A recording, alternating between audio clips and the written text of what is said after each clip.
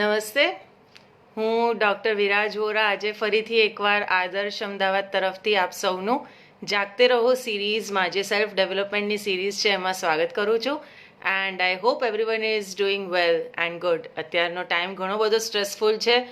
V are facing challenges health wise, emotions wise, economical crisis, and a lot is going on around us. The world is changing its face.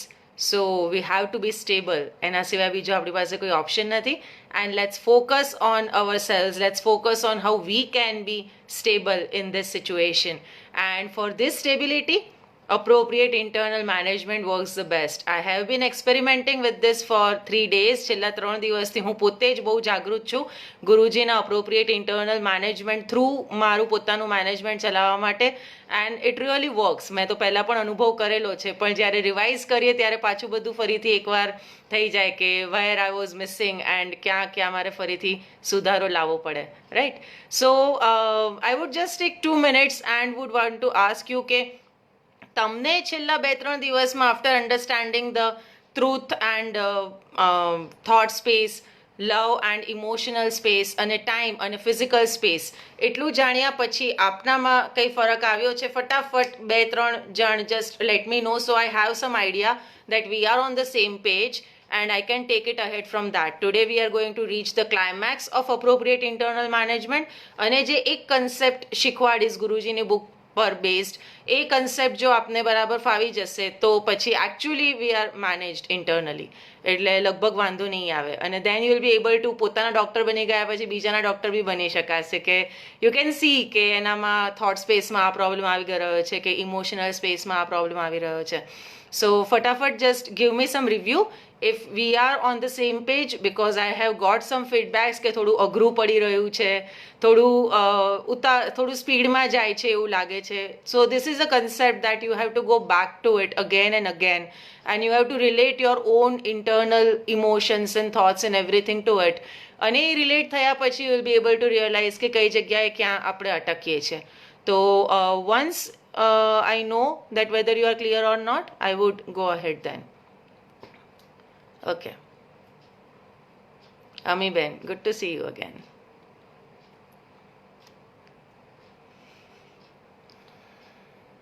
Okay, so Prashant Bhai is on the same page. Very good.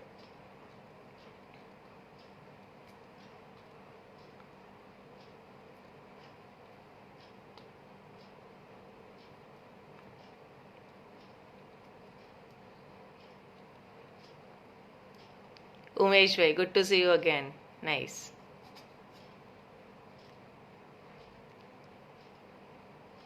Okay, so Kevna Ben is able to improve on the emotional level. That's good. Meenakshi Ben.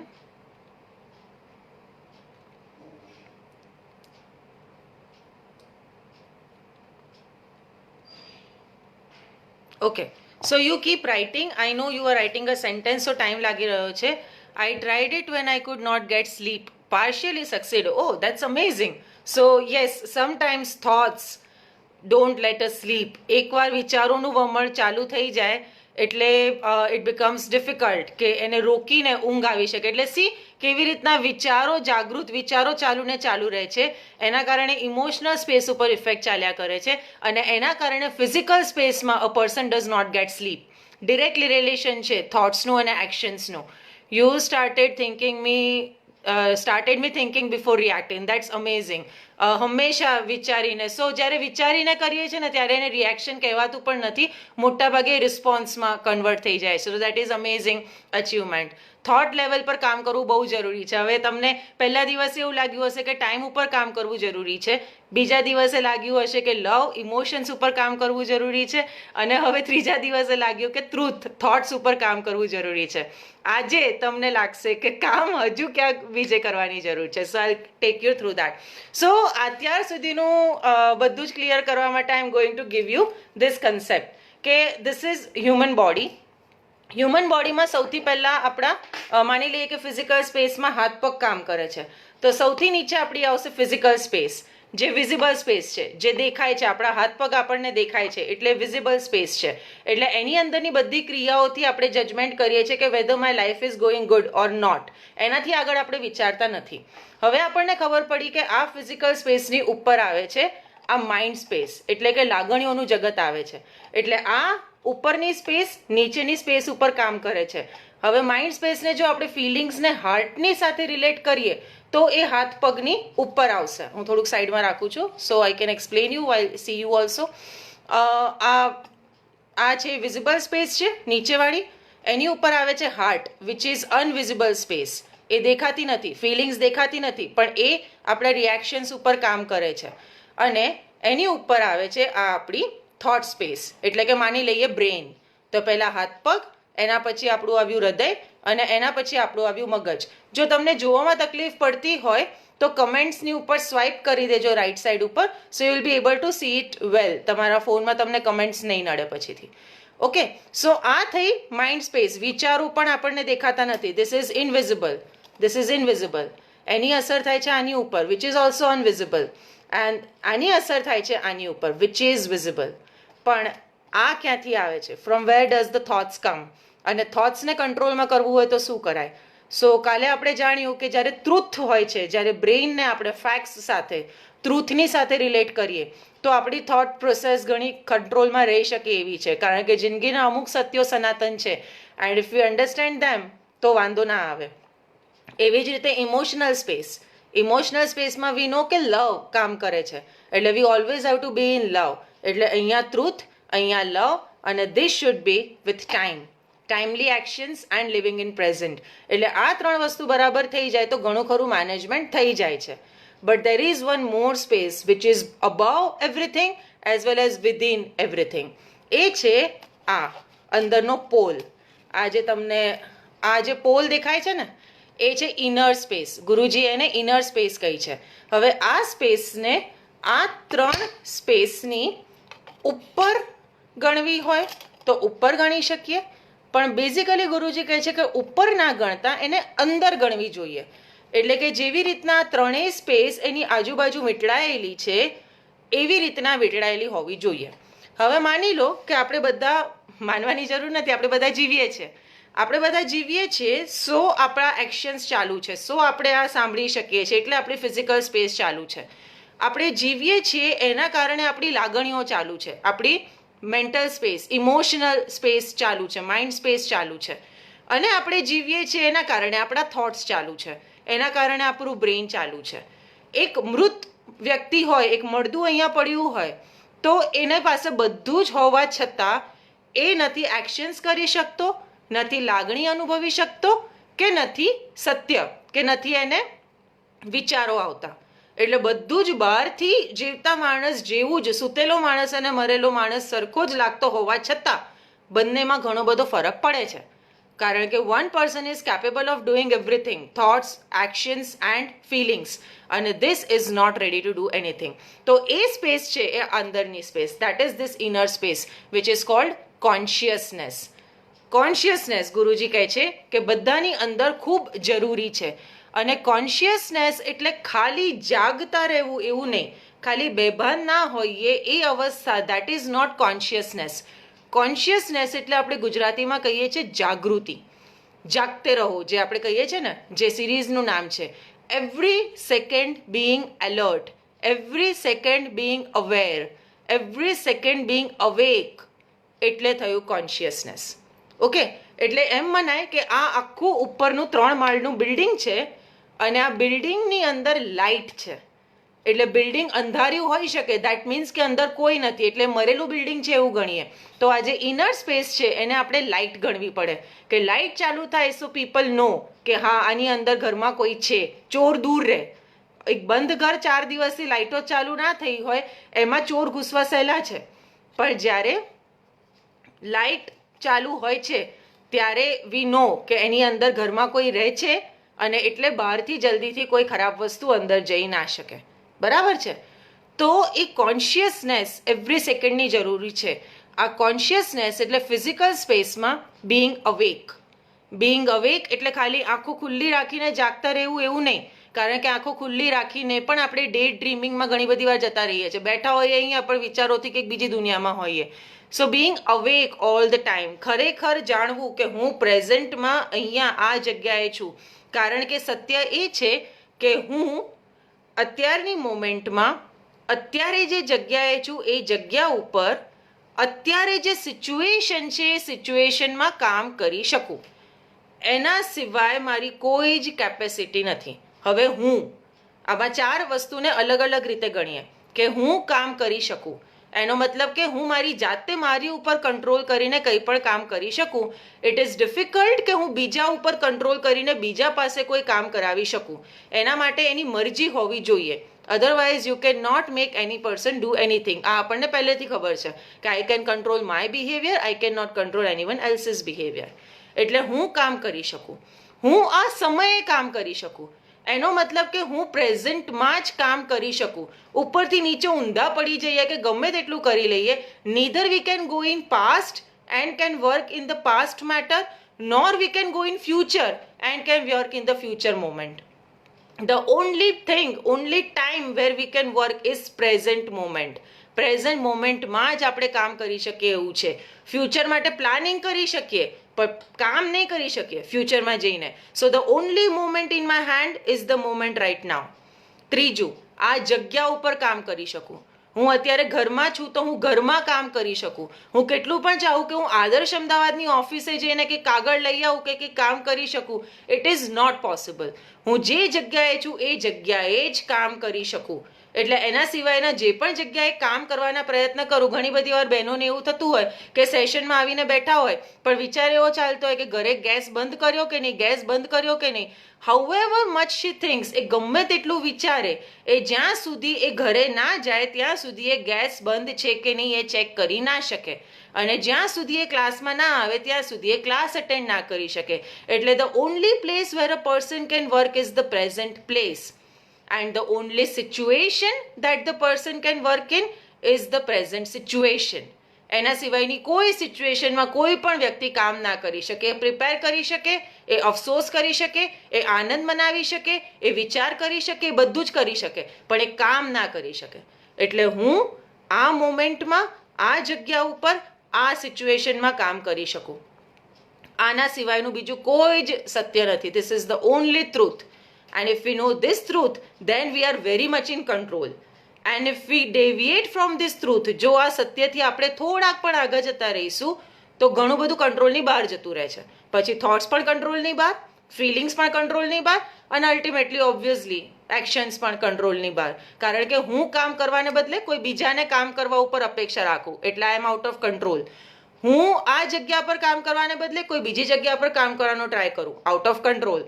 હું આ સિચ્યુએશનના બદલે કોઈ બીજી situation પર કામ કરવાનો કરું, again out of control. અને હું આ મોમેન્ટને છોડીને બીજી કોઈ પણ પાસ્ટ કે ફ્યુચરની મોમેન્ટ ઉપર કામ કરવાનું ટ્રાય કરું, again I am out of control. એટલે એની how we become out of control when we deviate from this 4 direction. So by consciousness, Guruji કહે છે કે by being conscious, by being જાગૃત, હંમેશા જાગૃત રહીને આપણે આ સ્પેસમાં બરાબર કામ કરી શકીએ એવું છે. એટલે હવે એક પણ મોમેન્ટ માટે આપણે જાગૃતિ નહીં ખોઈ શકીએ. વિચાર કરો કે ડ્રાઇવિંગ કરી રહ્યા છીએ, એક્સપ્રેસ હાઈવે ઉપર બરાબર ગાડી જતી રહી છે અને એ વ્યક્તિને 1 સેકન્ડ માટે પણ ઊંઘ આવી જાય તો હોનારત થઈ જાય ને. બસ એવી જ વાત છે. એવી જ રીતે પાયલટ પ્લેનને ટેક ઓફ કરતો હોય એ વખતે એને 1 સેકન્ડ માટે ધ્યાન ચૂકી જાય તો it is a big disaster. એવું જ લાઈફમાં છે કે we can not be unaware, unalert or unawake any moment in life. It is not allowed. અને જેટલી વાર એ અવેરનેસ જતી રહે છે એટલી વાર આપણું ઇન્ટરનલ મેનેજમેન્ટ ખોરવાતું જાય છે. It becomes mismanagement. અને પછી લાગણીની ગરબડ, વર્તનની ગરબડ, વિચારોની ગરબડ, બધા પ્રોબ્લેમ ચાલુ થાય છે. સાચું કહીએ તો ઇટ ઇઝ ટ્રુથ કે 90% diseases in body happen because of our thoughts. એટલે વ્યક્તિના વિચારોની અસર ડિરેક્ટલી એની ઇમ્યુનિટી ઉપર, ડિરેક્ટલી એની હેલ્થ ઉપર થાય છે. બરાબર છે. હવે આ કોન્શિયસનેસ હું કેટલી છે, મારામાં કેટલી કોન્શિયસનેસ અત્યારે છે એ ચેક કરવા માટેનું મેજર શું? બિકોઝ વી માઇટ ફીલ કે હા હું એલર્ટ છું, હા હું જાગું છું, પણ એનું કંઈક મેજર તો હોવું જોઈએ. Or there should be some way to practise it. ખાલી જાણવાથી તો નથી થતું, કંઈક પ્રેક્ટિસ કરવાનો રસ્તો હોવો જોઈએ. તો એના માટે ગુરુજીએ બહુ સરસ રસ્તો આપ્યો છે. એક વર્ડ, જેવી રીતના આપણે ટાઈમ, લવ અને ટ્રુથ, એ 3 વર્ડ ઉપર ચાલ્યા, એવી રીતના આજે ચોથો એન્ડ ધ મહાન word, the magic word is responsibility. Responsibility હશે તો આ બધું જ બરાબર થઈ જશે. I would explain you how. હવે આપણે વાત કરીએ છીએ આ મેઇન ફેક્ટર રિસ્પોન્સિબિલિટી ઉપર, કે 4 વસ્તુ, time, love, truth and responsibility, how it works. રિસ્પોન્સિબિલિટીની ડેફિનેશન શું? તો રિસ્પોન્સિબિલિટી વર્ડમાં જ એની ડેફિનેશન આવી જાય છે, your ability to respond in a particular situation. Your ability to respond in a particular situation એટલે રિસ્પોન્સિબિલિટી. હવે સિચ્યુએશન કઈ? પ્રેઝન્ટ, કારણ કે પ્રેઝન્ટ સિચ્યુએશન પર જ કામ કરી શકીએ છીએ. તો પ્રેઝન્ટ સિચ્યુએશનમાં કોઈ પણ વસ્તુ ઊભી થઈ હોય એમાં હું કેવી રીતના મારું રિએક્શન આપું છું, કેવી રીતના મારો રિસ્પોન્સ આપું છું, એના પરથી હું કેટલી રિસ્પોન્સિબલ છું એ ખબર પડે. હવે રિસ્પોન્સ આવ્યો એટલે એની ઉપર લાગણી અને વિચાર આવી જ ગયા, એટલે આ 3 વસ્તુ ભેગી થઈને it will show in persons behaviour. માની લો કે અત્યારના મારો કંઈક ડેટાનો પ્રોબ્લેમ થાય અને સડનલી મારું ઇન્ટરનેટ બંધ થઈ જાય. I am in the middle of session and this should not happen. About 86, 90, 100 people are watching me, અને એ થયું. હવે એ વખતે જો સડનલી રિએક્શન આવીને આઈ થ્રો સમથિંગ અવે, that shows how much responsible I am, whether this is valid or not. Or if I accept the situation અને હું ટ્રાય કરવા માંડું કે કેવી રીતના I get back the connection અને ફરીથી ફટાફટ કનેક્ટ થઈને જ્યાંથી ગાડી અટકી છે ત્યાંથી આગળ વધારું, that is also one response. That also shows how much responsible I am. હવે રિસ્પોન્સિબિલિટી વર્ડ છે ને, એનાથી વ્યક્તિઓને ભાર બહુ લાગતો હોય છે કે જવાબદારી, એટલે આઈ વુડ સે કે જવાબદારી કઈ લેવાની? તો જવાબદારી લેવાની પોતાના વિચારો, પોતાની લાગણીઓ, પોતાના વર્તનની, પોતાના સંબંધો, પોતાના ફિઝિકલ પ્રોજેક્ટ્સ, પોતાની દરેક વસ્તુ જે પોતાના રિલેટેડ છે એની જવાબદારી વ્યક્તિએ પોતે લેવી પડે. કારણ કે આપણે પોતે જ પોતાના મસીહા છે, દુનિયામાં કોઈ કરી નથી શકતું. કોઈ બીજું, હું ₹1,00,000 પગાર રાખીને કોઈ વ્યક્તિને રાખું અને એને કહું કે તું એક્સરસાઇઝ કર અને મારું વજન ઓછું થાય, ઇટ્સ નોટ ગોના હેપન. મારે જ મારું વજન ઉતારવું પડે. ઇફ આઈ આસ્ક સમથિંગ કે તું ખા અને મારું પેટ ભરાય, it's not going to happen. બરાબર છે? એટલે મારા પ્રોજેક્ટ્સ પર મારે જ કામ કરવું પડે.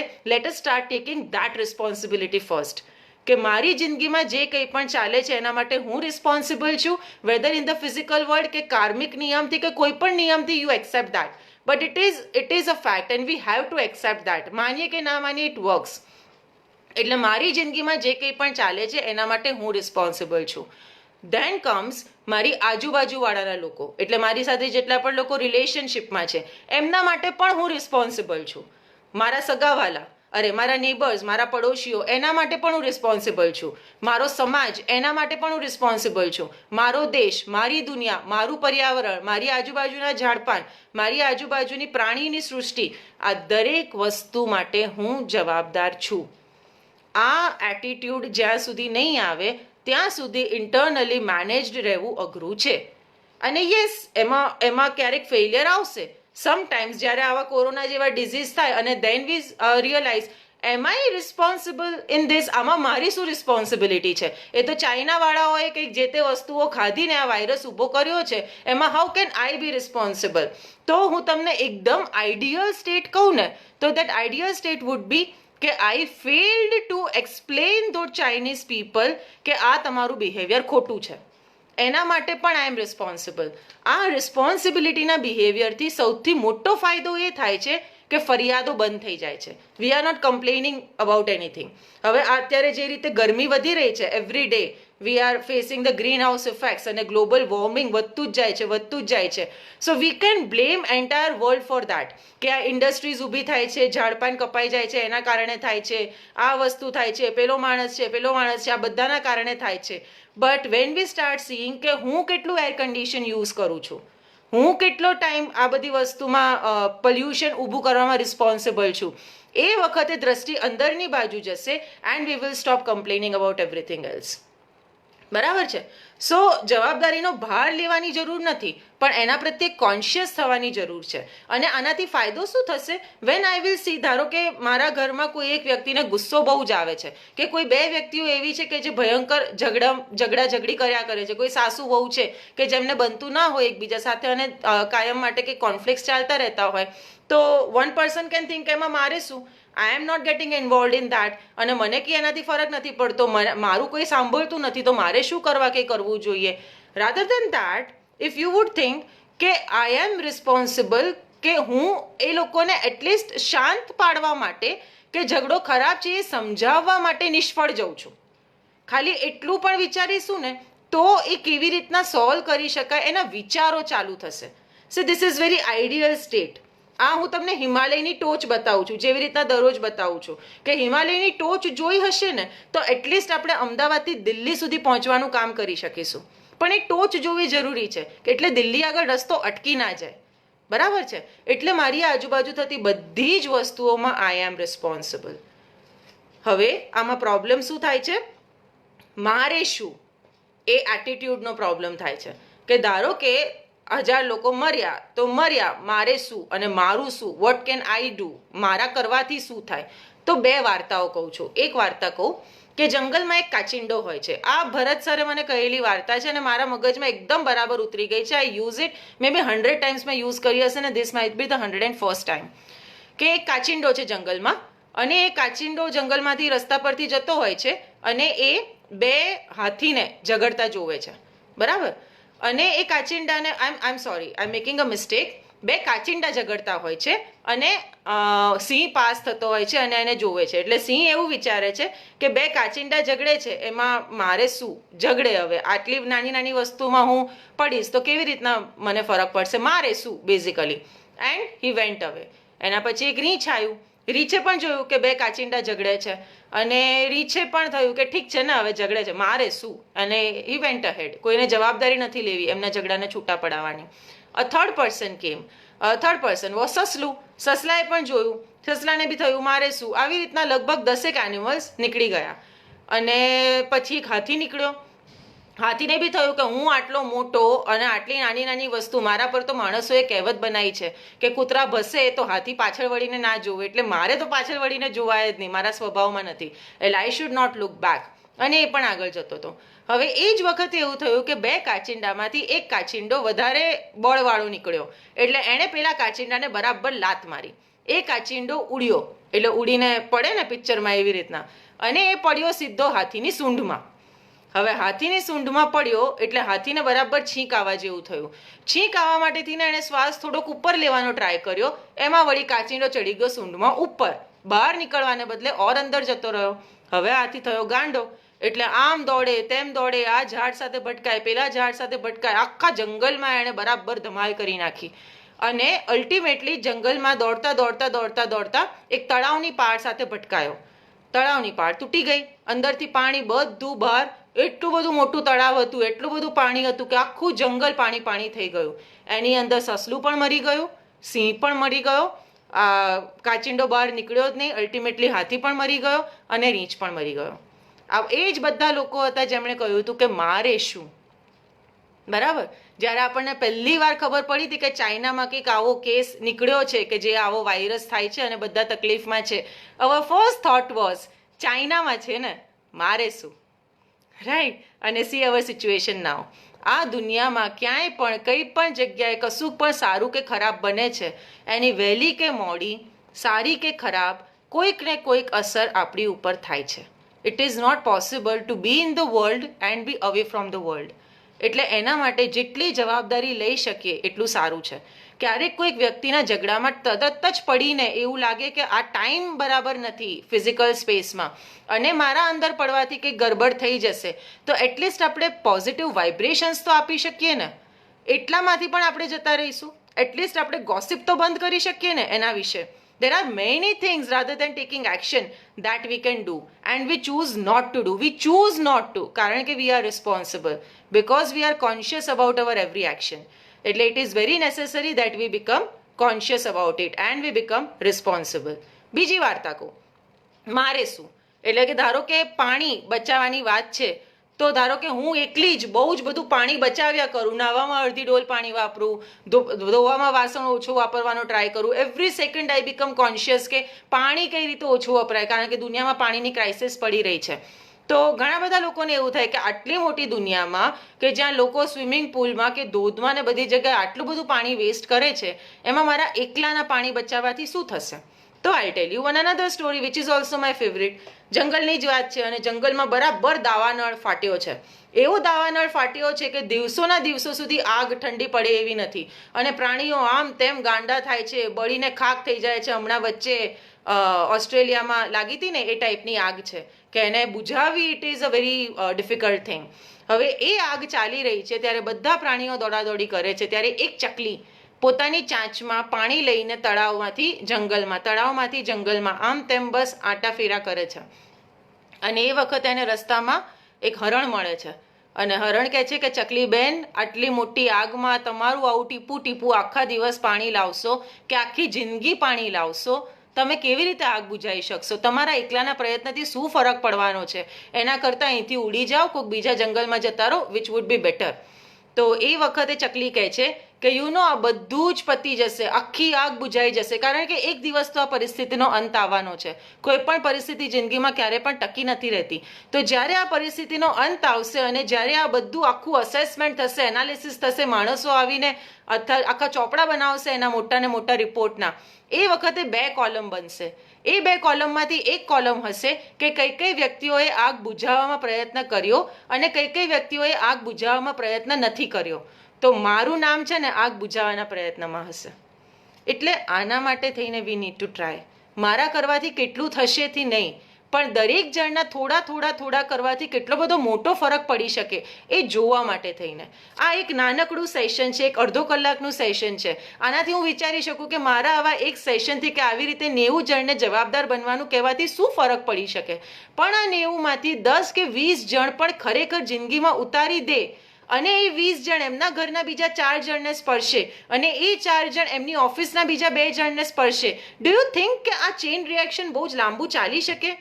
એવી રીતના તો આદર્શ અમદાવાદ જે ખાલી એક જ વ્યક્તિ, એક ભરત સરના વિચારથી એક બીજ રોપાયું હતું, એમાં આજે હજારો વોલન્ટિયર્સ આવી રીતના કામ કરી રહ્યા છે અને એકચ્યુઅલી અમદાવાદ આદર્શ અમદાવાદ તરફ જઈ રહ્યું છે. તો ક્યાંકથી તો શરૂઆત કરવી પડશે ને. તો બિંગ રિસ્પોન્સિબલ, વાય નોટ મી? મારાથી શરૂઆત કેમ ના થઈ શકે? જ્યારે બધા જ લોકો બૂમાબૂમ કરતા હોય કે બધા જ લોકો હાય હોય કરતા હોય, એ વખતે હું એક પોઝિટિવિટીનું આશાનું કિરણ કેમ ના બની શકું? Why can't I be responsible for everything around me?